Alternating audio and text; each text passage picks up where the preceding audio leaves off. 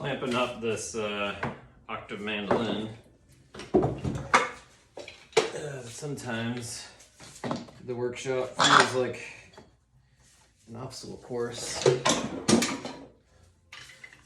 For a bigger bodied instrument like this, I use cam clamps. Kind of a love-hate relationship. Cam clamps.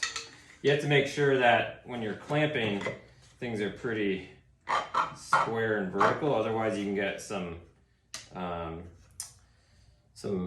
undesirable drift from where you initially put the two pieces together, and then it kind of shifts maybe off center line, and so that's one thing to be aware of.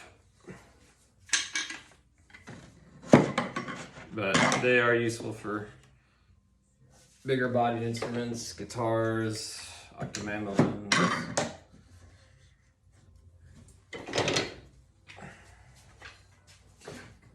If you're using them, make sure not to just crank down, especially if you're doing sides, because with the pressure, it can cause the side, if you're pushing down, to just like buckle and snap.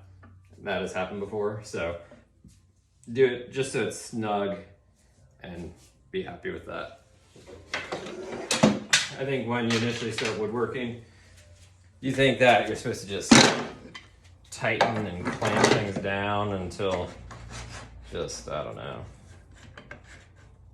So, but you don't. You just need some consistent, good pressure. Before I start clamping things up too,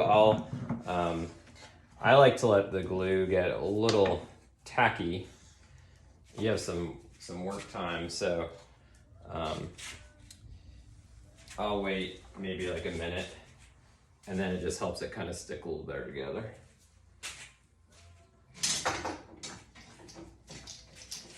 Never have too many clamps. Another approach you could do for gluing up something like this is, like, again, a go bar deck, or you can have another mold on top, like a big clamping caul.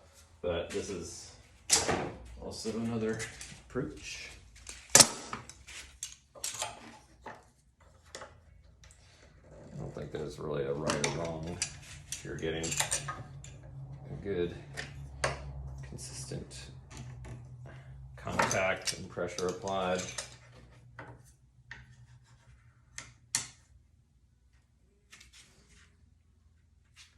Do a few more clamps.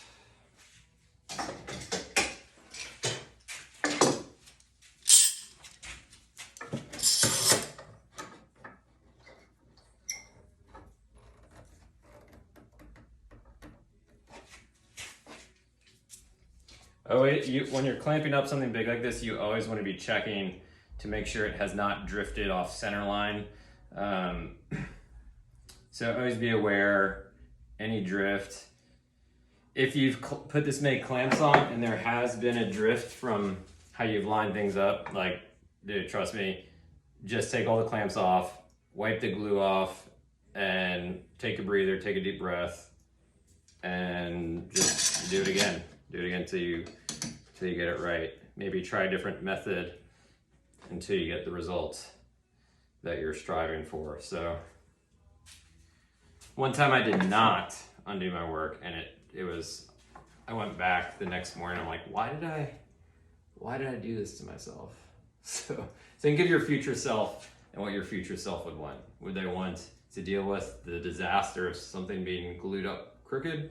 Or would your future self appreciate that you took the time to undo the work, wipe the glue off while you still could, and then regroup? So, all right, speaking of, this looks like it's lined up. I'm gonna let it dry for a few hours, not gonna touch it, just gonna let it sit, do its thing.